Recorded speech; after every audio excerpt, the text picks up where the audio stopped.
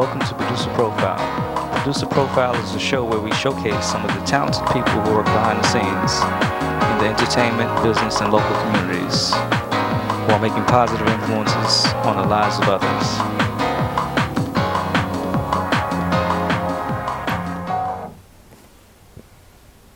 Welcome to Producer Profile. I'm Stella Winston. And I'm Orville Nelson. And today we have a show with, you said two producers? Two producers that are a couple. Are a couple. They're a married couple. And with the last married couple, the wife was the one that was responsible for bringing in the husband. No, you said you weren't going to say that. Oh, I had to say it. I had to say it. I'm sorry. So, without further ado, let's introduce them. We have Juliet Warner Joseph and Terrance Joseph. Welcome to Producer Profile. Thank you. Okay, so whose story are we going to hear first? Well, they say women first, so let's go to Terrance. Say Terrance. No, I've got to tell it first. Okay, okay, let's hear it. No, but that is true what you said. In the last couple, you said the wife brought in the husband. That's right. I'm responsible for bringing him in too. Okay. I started off with Juliet. What are you laughing at? I started off. It's okay, I'll accept that. Yeah, I started off my show first, Juliet and Company. And I mean, I was having quite a lot of fun doing it too. And, you know, actually after I'd taken the course, both the studio course, and also the remote, you know, I told Terrance that it's something he really needs to get involved in. And he said, wow, you know. And, you know, before I knew it, he signed up too. And here he is now, producer. Extraordinaire also. Okay. Yes. Well, yeah, so he, you know, that's, yeah, but it started with me, you know, coming first, and then, you know, and I was really happy to have that support, you know, someone, I mean, we could discuss the shows, help each other with getting guests and so forth, you know.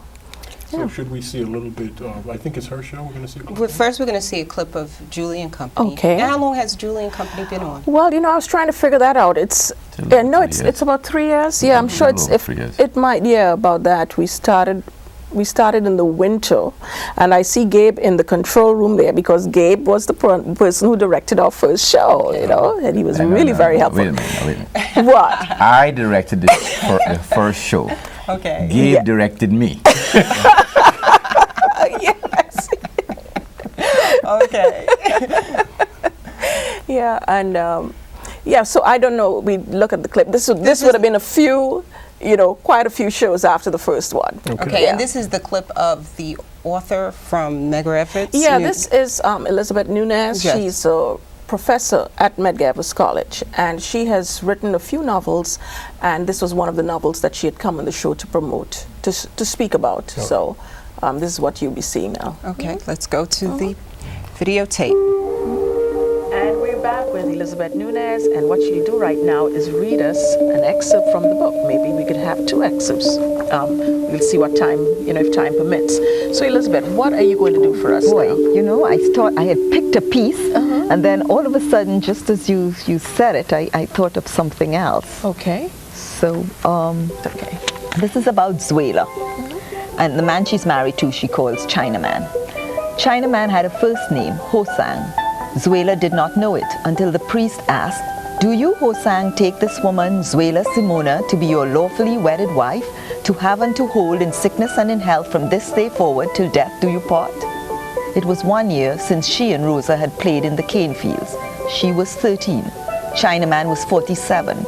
Already his daughter Agnes was growing in her. Chinaman had a last name, Chin. He was Hosang Chin. After the priest blessed them and told Zuela what God had joined together, let no man put asunder, Chinaman said she was Zuela Chin. She should call him Hosang. She never did. Neither did the people in the shop. They heard her say Chinaman, so they called him Chinaman. They saw her belly rise, and knowing it was Chinaman who caused it so, they called her Chinaman's wife. The women, except for the one who sat with her, but did not smoke the resin, the one who smiled softly at Zuela in the shop in Nelson Street, all the Chinaman's Chinese friends called him Chin. It was a name Zuela had known when he came up the Orinoco to buy alpagats for his shop and wanted her too. Her father said, "Don't forget she's still a child, Chin." The woman told her she had nothing to worry about. Chin already has a woman. She didn't know what there was to worry about. Your mother's dead, the woman said, and your father needs a woman. It's not right he should live alone with a girl child. Chin and his woman will take care of you. Yankees spreading dollars all over Trinidad, rum and Coca-Cola, they sang, trying to put her at ease. You can come back when you get big, they told her. You can come back when you can fend for yourself. Chin said, I take care of her as if she is my own child, my own daughter. Ernestine helped me. 2 weeks later, he told Ernestine to leave. 2 months later, Zuela was pounding the hard juice of the poppy seed for him. What I'm getting here is a sense of women not having it. Okay. Now, I have a question because we saw that the name of the book was called Bruised Hibiscus. Now, is hibiscus the same as sorrow? Do you know? No. No, it's not? No. Okay, good. That was just my personal side, excuse me. This, from what she had said, was based on, the hibiscus itself is a very tender flower. And a lot of women, what she was trying to say is a lot of women actually carry their wounds. The flower looks pretty, but under that, they're very bruised. So that was symbolic. The name is symbolic of the sorrow and the pain that women actually carry. And it was based on a period. She's from Trinidad, and it was based. The time of the novel is actually set, I think, early in the 50s or 60s, when there was a really horrific murder in Trinidad, and so it's that's sort of the backdrop of this. Yeah. Now, your next clip is of the theater. Yes, that. And you do a piece on the state of the theater world. Yeah, the state of black theater. Okay. Which to me is it's one of my ongoing concerns, and I'm sure a lot of people who do black theater. One of my degrees is in theater, and I used to stage manage a lot in black theater, and over the years I've seen black theaters actually diminish. The number of them diminish to just about nothing. So I had the idea to invite these folks, some that I'd worked with, to come on the show and talk, let us know from their perspective what they thought that we can do as a community, and to express, basically their views, what it is that happened that we got to this state. Because I remember there was really a number of black theaters. Even on Harlem, on 125th Street, there were lots of black theaters. So in this, they, give their views about what, why they think it happened, and where we need to go, how we need to be involved as a community. About what time was this? Last year? This was early last year, I believe.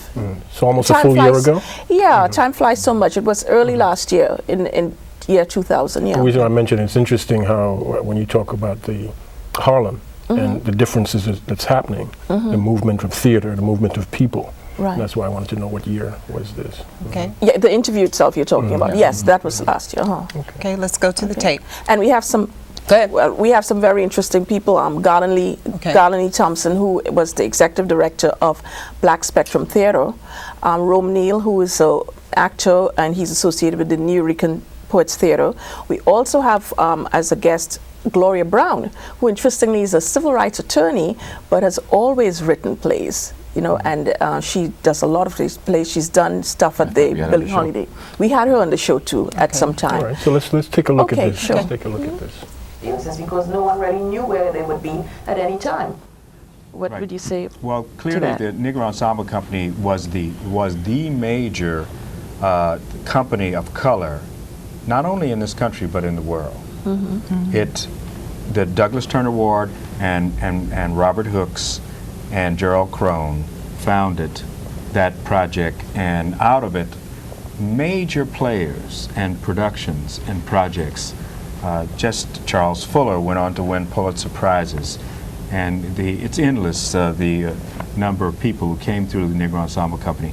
Once the Negro Ensemble Company lost control of that St. Mark's Playhouse, which they owned at 2nd Avenue, at 2nd Avenue, 8th Street. Right.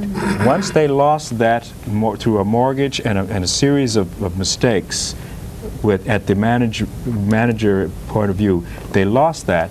They were then essentially homeless. They moved to the Theater 4 and spent a great deal of money rehabbing a lobby, putting that theater together, but they did not own the space. So it's very, very, very important to control your destiny, to have access to your space, because you cannot control the. You may have one absolutely fabulous season, as Negro Ensemble Company did with Charles Fuller's The Soldier's Play, won a Pulitzer Prize. Heavy season. Went on to make a movie. Norman Jewison produced that. Lots of money. Okay. But we remember when I stage managed River Niger on Broadway for Negro Ensemble Company in 1973, actually going to Broadway. Okay, Garland, let me just stop you there. We'll pick up on that and we will bring in Rome into the conversation. Okay. Let me just make a correction. I had mentioned Garland Lee Thompson as being from Black Spectrum. I think that's what I said. If I did, it should be Frank Silvera Writers Workshop. I guess I mentioned Black Spectrum because I worked there too. Okay, yeah, all right. many moons ago, yeah. Now, your set is very interesting. And I've worked on your show, and it's very involved. Who designs your Yes. set? I do, with input from Terrance here. Collaboration. Okay. Beautiful. It's teamwork, right? Yeah, and it has changed. Actually, these are shows that, these are some of our earlier shows. It has changed since then, you know, and we're hoping to change it again in the near future. It's a work in progress. Yeah. And in terms of just the set itself, what makes you change something? Just for change, or something will work more? Something, you know, new ideas, you know, something, maybe a look that I want, you know, What look do you want, Juliet? Well, that's a good question. Well, it's I'm a kind very of in warm. transition. It's a warm. What I'm looking feel. for, yeah, that's the whole idea. When I think of Juliet and Company, I think of inviting folks into my living room, guests who are coming to express themselves, you know, and hopefully inspire, motivate, educate, you know, audience, you know. So I like to have that warmth, Something and I think conducive. Exactly. So, and you know, you change your living room ever so often, don't you? At least your couch, you know. Oh, you may reupholster, right? Not saying anything. So, yeah. Well, ever so often. Change the Every curtain. 5 years. Change the curtain. kitchen. Yes, At least. yes. Yeah, but you know, sometimes you feel like, you know, I'd like to try something a little different, and maybe that's when it happens. Like, I think I'm in the mood to do something a little different. I don't know yet what, but, you know. Well, we're gonna No, mention that because it looks so good, and we want to I discuss that. actually liked that too because of that Afrocentric look too. That was very important to me, you know, having Different that fabric. look. Yeah, exactly. Well, we're going to do something a little different. We're going to take a musical break, and this is Vanessa Williams and Brian McKnight McKnight, yeah. singing "Love Will Conquer All." Oh, okay. One of my favorite songs. Okay.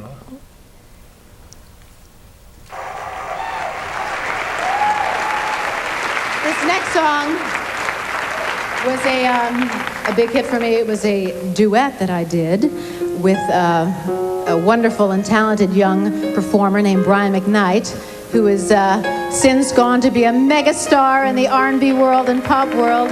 He's a fabulous writer, and he played piano on this track and sang with me, so I'd like to start it.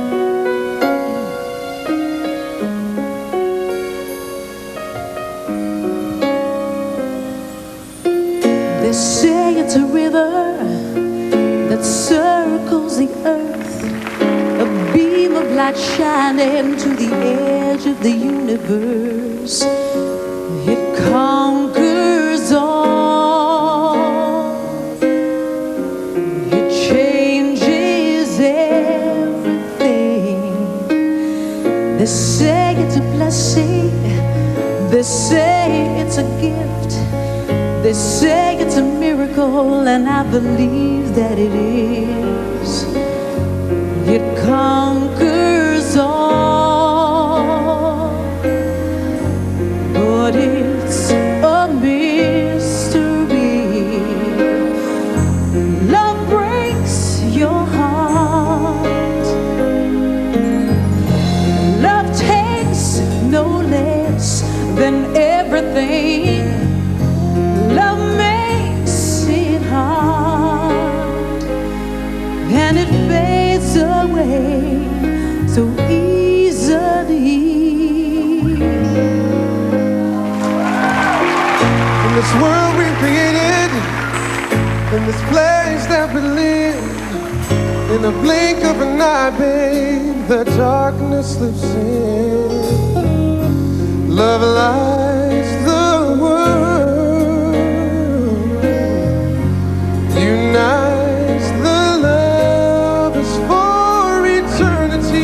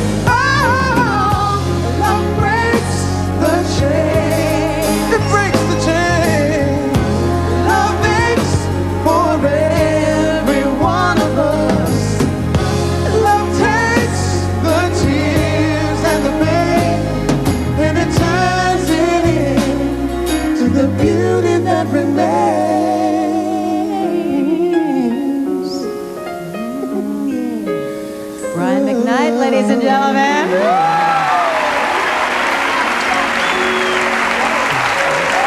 There was a couple on stage, Brian McKnight and Vanessa Williams. I was going to say Juliet.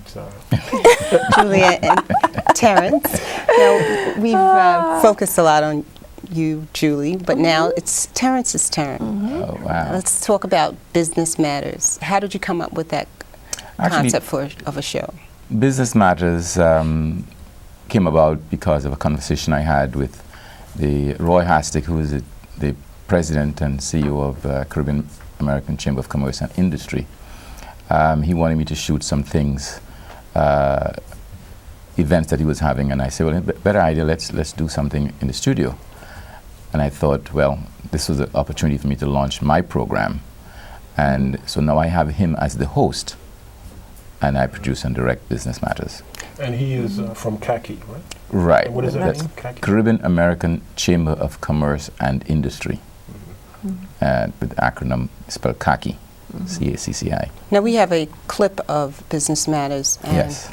he is interviewing He someone. is interviewing Aubrey Rogers. Aubrey Rogers is the regional director of the Small Business Administration, the U.S. Small Business Administration. So the interview is between him and Aubrey. Okay, so let's go to the clip. Small Business Administration's New York office. Mr. Rogers is a member of the Baruch College Business Advisory Council, the National Business League, the Caribbean American Chamber of Commerce and Industry, and he is a member of the New York State Bar. He received his law degree from Brooklyn Law School a long time ago. Aubrey, welcome to Business Matters. Thank you very much, Roy. Thank you for inviting me. Thank you. Aubrey, tell us a little bit about the Small Business Administration. Roy, as you know, the Small Business Administration was established in 1953, and its purpose is to help small businesses grow, help people get into business, and help businesses grow and expand. Okay, and you've been with the Small Business Administration how long? For too many years. It will be 20 years in January next year. You know, we started the Caribbean American Chamber of Commerce and Industry in 1985, and since we started, I must say we've had a very good relationship with you and the SBA. You have a lot of resources and technical assistance that are available for small businesses. Before we get into the technical assistance and the resources, give us an idea of your territory. Well, we cover the 14 downstate counties of New York, starting in Sullivan County in the north, Sullivan, Ulster, Orange, Dutchess, Rockland County, Westchester, all of New York City, and we go all the way out to the eastern end of Long Island. That territory, according to the 1992 census, has about 100. Now, Terrance, I worked on that shoot with you. You certainly did. Now, your guest name again was? Aubrey Rogers. And he's from? You mean the Small Business Administration? I thought you meant what country's from. The Small Business Administration. Which you had him on the show for what reason? Again, the idea of the show is to introduce our community to business. The show is called Business Matters, meaning that business does matter and that we should take it seriously, and to provide not only information but also areas of resources so people know where to go to get what. Now, the Small Business Association, Aubrey and his last name? Aubrey Rogers. You figured that having him here would actually let people know where to go in terms of planning? What services the government provide for small businesses. There are a tremendous amount of services that are being provided by the U.S. government. And underutilized. Underutilized. Well, the thing is, a lot of people are not aware, and then some people are so intimidated by having to go through all the forms they have to fill out, and that some people have to be bonded, and so to get contracts.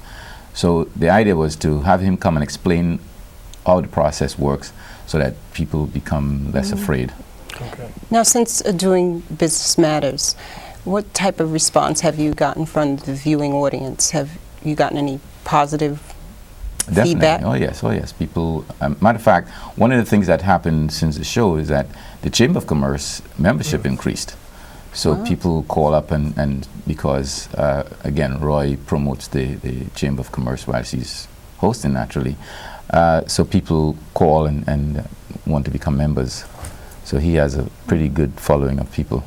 So at the beginning of the show, you hear, is that Franz's voice, Franz Butler's voice, saying that this show is to spotlight people who are making a difference and a change in the community? So I think it's right on there. It's right on. Yes. Very important business. That's the idea. Again, especially in our community, we have a lot of people who are skilled. We have a lot of talented people. But how do you make the transition from, figuring out what to do and actually doing it, and getting people to respect what you do? Big contractors, government contractors, to give you, the small guy, piece of the pie. And I have one more question. For both of you, I'm not sure if you mentioned the time of your show. Could you both mention the times of your show? Sure. My show is every Wednesday, 2 p.m. and 10 p.m. on Cablevision Channel 67 and Time Warner Channel 34. And Juliet Company is on every Monday at 3 p.m. and 11.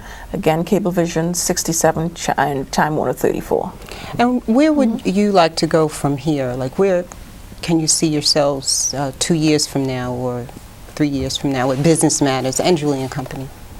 Well, 2 years from now, hopefully, I would own one of the stations. Yeah. I would agree with that. I would agree with that. I was hoping it was something along those lines. Okay. And I'll be involved in programming. Yes. It's very ambitious. Yeah, and then even with Juliet Company, I would like to definitely change the format too. We talked earlier about changing the set and so forth. I have some ideas in terms of where I want it to head, making it, different. Something that's refreshing, and so forth. So I haven't pinpointed it yet, but I know that the time is coming for me to make some changes, So change is what's coming up. Change, yeah. I don't know how soon, but that's the Now, way we I'm didn't going. get the opportunity to talk about your favorite show, Julie, and you too, Terrance, but let's hear what your favorite show was. Well, my favorite was when I had interviewed a woman in her 90s. Her name is Arthurine Wong, and we had met her accidentally on a bus in Harlem, and we struck up a conversation, and I said, you know what, I have a show, Juliet Company, and I just think that you'd make a wonderful guest. And so we brought her down one Saturday, and she was a wonderful, wonderful guest. She was she went to Fisk University, that's one of your historically black colleges and universities in the South, and studied science, was it? Science and mathematics? Okay, it was sort of unusual. Arthurine Wong. Okay, well, we have to wrap it up now. Yeah. Julie and Terrance, it was so nice to have you here on Just when we were starting to Yes, we could talk on. So folks should watch Business Matters. That's right. And it's at what time? Again, it's every Wednesday at 2 p.m. and 10 p.m. on Channel 67 and Channel 34. And Juliet Company? Juliet Company on Mondays at 3 and 11 p.m. on Channel 67. That's Cablevision 67, Time Warner 34. And you've been watching Producer Profile. I'm Orville Nelson. And I'm Stella Winston. And thank you to our guests for appearing. Thank you. Thank you. Thank you. Okay. See, that was nice.